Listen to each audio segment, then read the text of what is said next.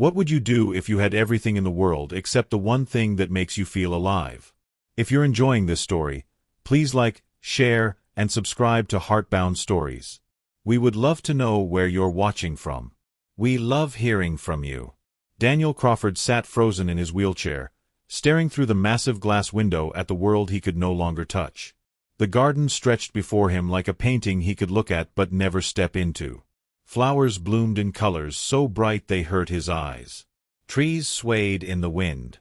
Birds landed on the fountain and splashed water everywhere. But Daniel could only watch. Always watching. Never living. It had been 5 years since the car crash. 5 years since his legs stopped working. 5 years since he felt like a real person instead of a ghost trapped in a beautiful prison. His mansion was the biggest house anyone had ever seen. It had 30 rooms with ceilings so high your voice would echo if you shouted. Crystal lights hung everywhere, throwing rainbow colors across the walls when the sun hit them just right. The floors were made of marble so shiny you could see your face in them like looking into a lake. Golden picture frames held paintings of places Daniel would never visit again. Fancy furniture filled every space, each piece costing more money than most people earned in a year. Outside, the gardens went on forever. There were fountains that danced with water. Rose bushes in every color you could imagine. Trees so old they remembered when Daniel's grandfather was just a boy. Everything was perfect. Everything was beautiful. Everything was cold and empty. Daniel was 42 years old, but he felt like he had lived 100 years. Before the accident, he had been different. He used to climb mountains that touched the clouds. He swam in oceans where whales played. He danced at parties until the sun came up. His smile came easy back then, like breathing. His laugh was loud and real and full of joy. Now his face was stuck in an angry look that made people afraid. His eyes were hard like stones. His mouth was always pulled down in a frown. When he spoke, his words came out sharp and cutting, like tiny knives that hurt anyone who heard them. 7 people worked in his mansion. There was Miss Potter, the head housekeeper. She had gray hair pulled back so tight it made her face look stretched. She walked fast and talked faster, always worried about keeping everything clean. There was William, the butler. He stood straight as a soldier and never smiled. His footsteps were quiet as a cat's. There were 3 cleaning ladies who moved like shadows through the house. They whispered to each other but never spoke loud enough for Daniel to hear the words. There was a cook named Bernard who made food that looked like art on the plate. And there was Peter, the gardener, who spent all his time outside because he was scared of Daniel's angry voice. They all did their jobs perfectly. Not a speck of dust lived in that house. Every floor shined. Every meal was cooked just right. Every flower in every vase was fresh. But they did not do these things because they cared about Daniel. They did them because he paid them money. Lots of money. Money that made them stay even when they wanted to run away. Daniel could feel it in how they looked at him. Or rather, how they would not look at him. Their eyes would slide away like water off glass. He could hear it in how they rushed past his door, their feet moving quick to get away. He could sense it in their fake smiles that never made their eyes happy. Every morning was exactly the same, like a movie playing over and over. William would push his wheelchair to the dining room. The room had a table so long 20 people could sit there. But only Daniel sat there. Just him. Alone. The food was delicious. Bernard was a wonderful cook. But everything tasted like cardboard in Daniel's mouth. Nothing had flavor anymore. After breakfast, William would move him to his study. Daniel worked on his computer, running his businesses. He was still rich. Maybe richer than before. Money kept pouring in like a river that never stopped. But what good was money when you came home to rooms full of furniture but empty of love? What good was power when nobody wanted to be near you? In the afternoons, Daniel sat by his window. This was the worst part of every day. He watched people walking on the street far below. Regular people with regular lives. He watched children running and jumping, their legs working like magic. He watched men and women holding hands, walking together, being together. He watched life happening everywhere except in his own heart. And the loneliness ate at him from the inside, bit by bit, day by day, like a monster that was never full. The servants talked about him. Oh, they tried to be quiet. They whispered in corners. They spoke in the kitchen when they thought he was far away. But Daniel heard everything. His ears had become sharp in the silence of his lonely life. Last week, he had heard two of the cleaning ladies talking.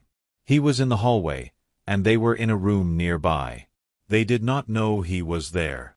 "He is impossible to work for," one said. Her voice was tired and sad. "Always angry. Always yelling. Nothing is ever good enough." "Can you really blame him, though?" The other replied. "Stuck in that chair. All that money cannot buy him new legs. Cannot make him walk again." "That does not mean he has to be so mean," the first one argued. "We are people too. We have feelings. He treats us like we are robots." Daniel had gripped the arms of his wheelchair so hard his hands hurt. His knuckles turned white. His whole body shook with anger and shame and sadness all mixed together. They did not understand. Nobody understood. He was not mean because his heart was bad. He was mean because his heart was broken into a million pieces. He was mean because every single morning he woke up hoping the accident had been a dream. And every single morning he realized it was real. His legs still would not move. He was still trapped. Still alone. Still half alive. Being angry was easier than being sad. If he let himself be sad, he might cry forever and never stop. One Thursday morning, everything changed. Miss Potter knocked on his study door. 3 quick taps. Daniel did not look up from his computer screen. "What do you want?" His voice was cold as ice. "Sir, we have a new maid starting today. Sophia quit yesterday. This is her replacement." Daniel waved his hand like he was brushing away a fly. "I do not care. Just make sure she does her job. Make sure she stays out of my way." Miss Potter did not leave. She stood there, and Daniel could feel her standing there even though he was not looking. "Sir, she is very young. She has never worked in a house like this before. I thought perhaps you should know that she might need time to learn and—" "I said I do not care," Daniel snapped. His voice was sharp enough to cut. "Is there anything else?" Miss Potter's mouth pressed into a thin line. "No, sir." She turned and left, closing the door soft and careful. Daniel felt bad for a second. Guilty. But he pushed that feeling down deep where he pushed all his feelings. He went back to his computer. An hour later, he heard a crash. Glass breaking. Someone gasped. Then silence. Daniel wheeled himself out of his study and down the hall. In the main living room, a girl stood surrounded by broken pieces of a vase. Water pooled on the marble floor. Flowers lay scattered everywhere. She was young, maybe 19 or 20. She had dark hair pulled back in a simple way. Her eyes were wide and scared. But when she looked up and saw Daniel, something strange happened. She did not look away. She did not drop her eyes to the floor like everyone else did. She looked right at him. Right into his eyes. And she did not look scared of him at all. "I am so sorry, sir," she said. Her voice was soft but steady. "I will clean this up right away. I will pay for the vase. I know it must be expensive. I will work extra hours too." "That vase cost more money than you will earn in 6 months," Daniel said coldly. "Maybe a year." The girl nodded. "Then I will work for a year to pay for it. That is fair." Daniel stared at her. Who was this girl who looked at him without fear? Who spoke to him like he was a person and not a monster? "What is your name?" he asked. "Elena, sir. Elena Martinez. Today is my first day." She smiled a little bit. "Not my best start, I suppose." "No," Daniel said. "Not your best start at all." But something had changed in that moment. Something tiny. Something Daniel did not understand yet. For the first time in 5 years, someone had looked at him and seen a person. Not a rich man. Not a man in a wheelchair. Not a monster to fear. Just a person. And deep in Daniel's frozen heart, something cracked. Just a tiny crack. So small he barely felt it. But it was there. Elena did not run away like Daniel expected. Most new servants quit after 1 week. Some quit after 1 day. One woman had quit after 3 hours. But Elena stayed. She cleaned up the broken vase without crying. She mopped the water. She picked up every tiny piece of glass, being careful not to cut herself. Daniel watched her the whole time from his wheelchair. She worked fast but did not rush. She hummed a little song under her breath, so quiet he almost could not hear it. When she finished, she looked at him again with those eyes that did not look away. "All done, sir. I will be more careful from now on. I promise." "See that you are," Daniel said. But his voice was not as sharp this time. Something about her made it hard to be completely mean. The days that followed were strange for Daniel. Elena was different from the other servants. She did not tiptoe around him like he was a sleeping dragon. She did not whisper. She did not rush away when he came into a room. When she cleaned near him, she talked. Not a lot. Just little things. "The weather is so pretty today, sir. Did you see the roses? They opened this morning." Or, "I made your bed with the blue sheets today. I hope that is okay. They looked freshest." At first, Daniel ignored her. He pretended she was not there. But her voice was like a warm blanket on a cold night. Soft. Comfortable. Real.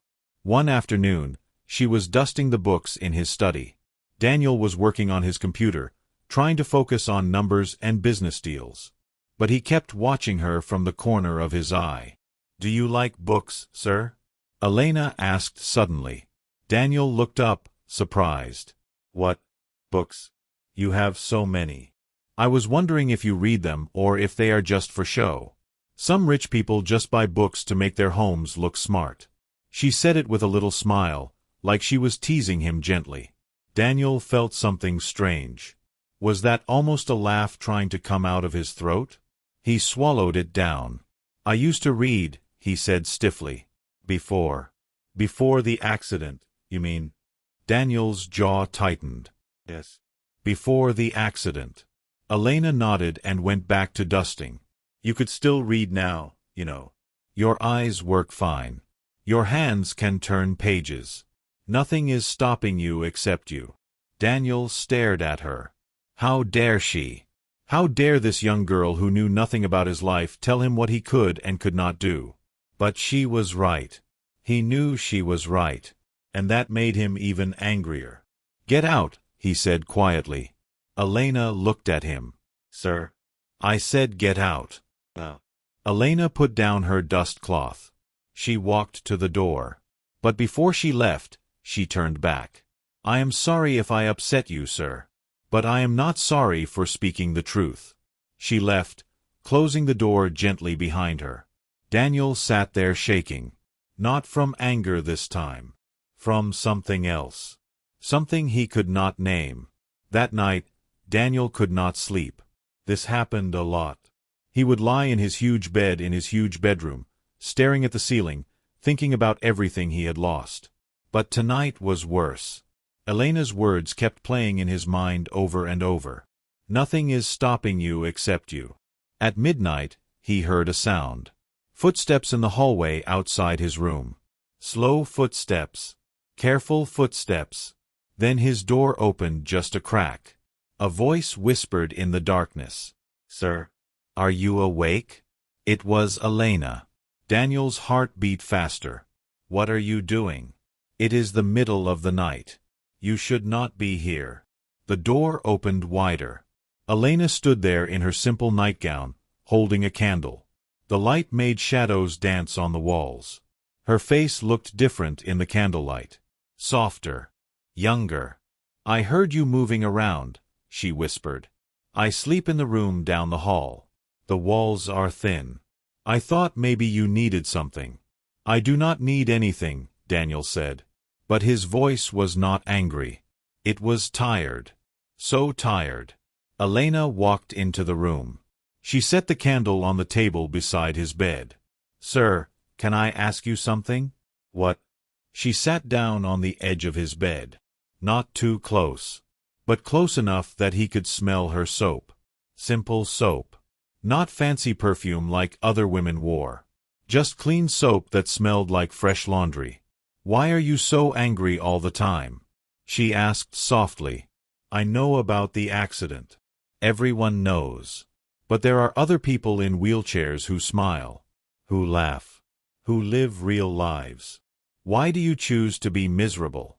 Daniel felt heat rise in his chest. "You know nothing about my life. Nothing about what I have lost." "You are right," Elena said. "I do not know everything. But I know loneliness when I see it. I know pain. I lost my parents when I was 10 years old. Car accident. Just like yours. Except they died and I lived." Daniel's anger drained away. He looked at her face in the candlelight and saw the truth there. She understood loss. Real loss. "I am sorry," he said quietly. Those were the first kind words he had spoken in months. Maybe years. Elena smiled. A real smile. "Thank you. But I did not tell you that to make you feel sorry for me. I told you because I want you to understand something. We cannot choose what happens to us. Bad things happen. Terrible things. Things that break our hearts and change our lives forever. But we can choose what we do after. We can choose to let the bad things turn us into angry, bitter people. Or we can choose to keep living. Really living." Daniel felt something wet on his cheek. He reached up and touched it. A tear. He was crying. When was the last time he had cried? "I do not know how," he whispered. His voice cracked. "I do not know how to live like this." Elena reached out and took his hand. Her hand was small and warm. "I will help you," she said. "If you let me." They sat there in the darkness, holding hands, saying nothing. The candle flickered. Outside, an owl called in the garden. Then Elena leaned close to him. So close he could feel her breath on his face. Her eyes were serious. Intense. She whispered very quietly, "I need to make love, sir." Daniel's whole body went stiff. What did you say?" Elena squeezed his hand. "I need to make love come back to your heart." She smiled. "Love for life. Love for the world. Love for yourself. You have been dead inside for 5 years. I am going to help you come alive again." Daniel let out a breath he did not know he was holding. For a moment, he had thought she meant something else. Something impossible. But this was almost more frightening. To feel again, to hope again, to risk his heart again. "I do not think I can," he said. "You can," Elena said firmly. "And you will. Starting tomorrow. But right now, you need to sleep. Really sleep. Not that half-awake thing you do all night." She started to stand up, but Daniel held onto her hand. "Do not go," he said. The words surprised him. "Please. I do not want to be alone." Elena looked at him for a long moment. Then she nodded. "I will stay. But only if you promise me something." "What?" "Promise me you will try. Really try. No more pushing everyone away. No more being mean just because you are sad. Promise me you will let me help you find your way back to living." Daniel thought about it. It had been so long since he had tried to do anything except survive each day. Could he really try to live again? Did he even remember how? But looking at Elena's face in the candlelight, seeing the hope in her eyes, the kindness, the strength, he felt something he had not felt in 5 years. He felt like maybe, just maybe, things could get better. "I promise," he whispered. Elena smiled. "Then I will stay." She pulled a chair close to his bed and sat down, still holding his hand. She started talking softly about little things. About the garden. About the birds she saw that morning. About a funny thing the cook had said. Her voice was like music. Like a lullaby. And for the first time in 5 years, Daniel Crawford fell into a deep, peaceful sleep. His hand was warm in Elena's hand. His face relaxed. The angry lines smoothed away. In sleep, he looked younger. He looked almost happy. Elena sat there all night, watching over him, holding his hand. She did not sleep. She just sat there like a guardian angel, protecting him from his nightmares, keeping the loneliness away. When the sun came up and sent golden light through the windows, Elena gently let go of his hand. She stood up slowly, careful not to wake him. She picked up her candle and walked to the door. But before she left, she looked back at him one more time. "Sleep well, Daniel," she whispered. "Tomorrow, we start bringing you back to life." She closed the door softly behind her. And in his bed, still sleeping, Daniel smiled. It was a small smile. A tiny smile. But it was real. The frozen heart was beginning to thaw. The next morning, everything felt different. The sun seemed brighter. The air seemed sweeter. When William came to wheel Daniel to breakfast, Daniel actually said good morning. William almost dropped the wheelchair handles in shock. At breakfast, Daniel ate his food and actually tasted it. The eggs were fluffy. The toast was crispy and warm. The orange juice was cold and sweet. When had food started having flavor again? Elena came in to clear the plates. "Good morning, sir," she said cheerfully. "Did you sleep well?" Daniel looked at her. In the daylight, she looked normal. Just a young maid in her uniform doing her job. But Daniel remembered her face in the candlelight. He remembered her hand holding his. He remembered his promise. "Yes," he said. "I slept very well. Thank you." The other servants in the room froze. Miss Potter, who was arranging flowers nearby, almost dropped her vase. Bernard, bringing in more toast, stopped in his tracks. Daniel never said thank you. Never. Elena just smiled like it was the most normal thing in the world. "I am glad, sir." She picked up the plates and left. After breakfast, Elena knocked on his study door. Daniel called for her to come in. She entered carrying something wrapped in cloth. "What is that?" Daniel asked. Elena unwrapped it. It was a book. An old book with a worn cover. "One of my favorites," she said. "I thought maybe you could read it. Remember what you said yesterday? That you used to read before the accident? Well, now is a good time to start again." She placed the book in his hands. It was called The Little Prince. Daniel looked at the cover. A small boy standing on a tiny planet with a single rose. "This is a children's book," Daniel said. "It is a book for anyone who has forgotten how to see with their heart," Elena replied. "Just try it. Please. You promised you would try."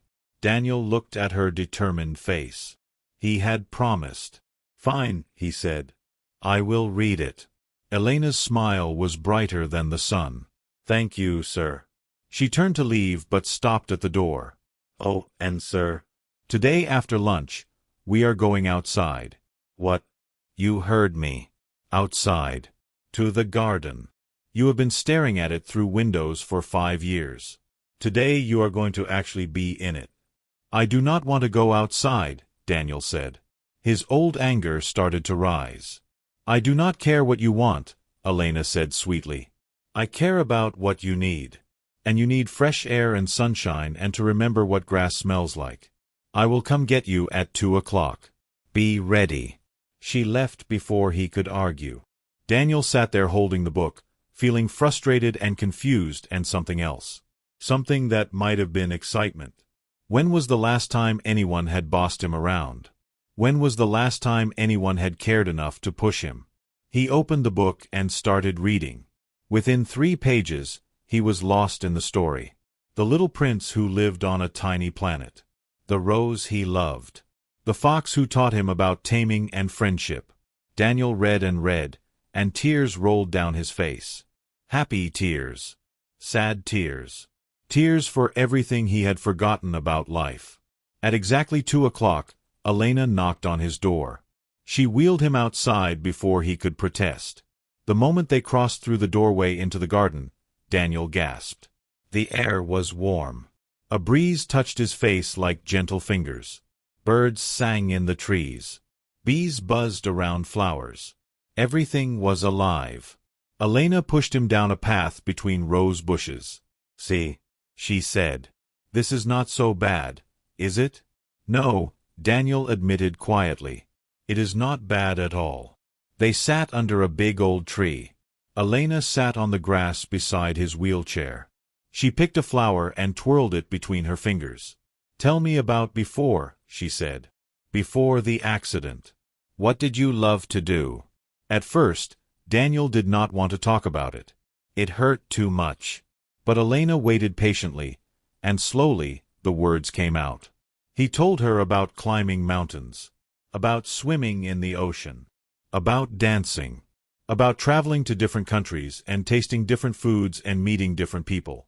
As he talked, his voice got stronger. His eyes got brighter. He was remembering what it felt like to be alive. Really alive. "You can still do some of those things," Elena said gently. "Maybe not climbing mountains. But there are other things. You can still travel. You can still taste food. You can still meet people and talk to them and laugh with them. Your legs do not work, but your heart still does. If you let it." Daniel looked at her. This young girl who had lost her parents, who had known pain, who had every reason to be bitter and angry. But instead, she was full of light, full of hope, full of love. "How did you do it?" he asked. "How did you survive losing your parents and not become like me?" Elena was quiet for a moment. Then she said, "I had a choice. I could die with them in my heart, or I could live for them. I chose to live. Every happy moment I have is for them. Every smile is in their memory. They gave me life. The least I can do is actually live it." Daniel felt something break inside him. Not break in a bad way. Break like ice breaking in spring. Break like a door breaking open. Break like chains breaking free. "I want to live again," he said. His voice shook. "I want to really live. Not just exist. Not just survive. I want to feel things. I want to laugh. I want to be happy.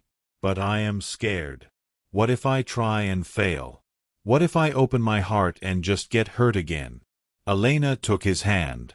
"You will get hurt again," she said honestly. "That is part of living. But you will also feel joy. You will feel love.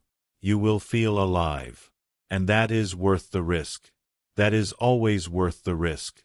They sat there together under the tree for a long time. The sun moved across the sky. Clouds drifted by. The world kept turning. And Daniel felt something he had not felt in 5 years. He felt peace. Over the next few weeks, everything changed. Daniel started reading again. He read book after book. Stories about adventure and love and loss and hope. He started going outside every day. Sometimes Elena came with him. Sometimes he went alone. He started really talking to the other servants. Not ordering them. Talking to them. Learning their names. Asking about their lives. Miss Potter almost cried the first time he asked about her daughter. William smiled, actually smiled, when Daniel thanked him for his hard work. The cleaning ladies stopped whispering. Bernard started making Daniel's favorite foods from childhood, and Daniel ate every bite. The mansion started to feel less like a prison and more like a home. Light seemed to fill the rooms. Laughter echoed in the hallways. Music played. Daniel bought a record player and played old songs. Sometimes he and Elena would sit in the living room and just listen to music together. One evening, about a month after that first midnight visit, Daniel asked Elena to come to his study. She came in, looking curious. "You wanted to see me, sir?" "Stop calling me sir," Daniel said. "My name is Daniel. I want you to use it." Elena smiled. "Okay, Daniel. I wanted to thank you," he said, "for everything. For not giving up on me. For helping me remember how to live. For bringing love back to my heart like you promised. You saved my life, Elena. Not by fixing my legs. By fixing my soul. Elena's eyes filled with tears. You saved yourself, Daniel. I just reminded you how. Daniel wheeled himself closer to her. Elena, I need to tell you something. Over these weeks, something has happened. Something I did not expect. I have fallen in love with you. Not because you are my maid. Not because you helped me. But because you are kind and strong and brave and beautiful inside and out. I know I am older. I know I am in a wheelchair. I know I have nothing to offer you but a broken man trying to learn how to live again. But I had to tell you. I had to be honest. Elena knelt down beside his wheelchair. She took both his hands in hers. Daniel, she said softly, I fell in love with you the moment I looked into your eyes and saw past the anger to the pain underneath. I fell in love with your strength, with your courage to try again, with the man you are becoming. Yes, you are in a wheelchair. But that does not matter to me. What matters is your heart. And your heart is beautiful. Daniel pulled her close and kissed her forehead. Thank you, he whispered. Thank you for seeing me. They held each other as the sun set outside, painting the sky in colors of orange and pink and gold. The mansion that had been so cold and empty was now filled with warmth, filled with hope, filled with love. 6 months later, Daniel and Elena got married in the garden under the big old tree where they had first talked about living again. All the servants came. They were not just servants anymore. They were friends, family. Daniel still used his wheelchair. His legs still did not work. But he had learned the most important lesson of all. You do not need legs to walk through life. You just need a heart willing to love, a mind willing to try, a soul willing to hope. As Daniel and Elena danced their first dance together, with him in his wheelchair and her in her white dress, everyone cried happy tears. They danced slowly, turning in circles, her hand in his, their hearts beating together. Daniel looked up at his wife, this beautiful young woman who had saved him from himself, and he smiled. A real smile. A smile that reached his eyes. A smile that came from deep in his heart. I am alive, he whispered to her. For the first time in 5 years, I am truly alive. Elena kissed him softly. We both are, she whispered back. We both are. And in that garden, in that moment, surrounded by love and light and hope, Daniel Crawford understood the truth. Money cannot buy happiness. Power cannot buy peace. A mansion cannot buy meaning. But love. Love can heal anything. Love can bring the dead back to life. Love can teach even a broken heart to walk again.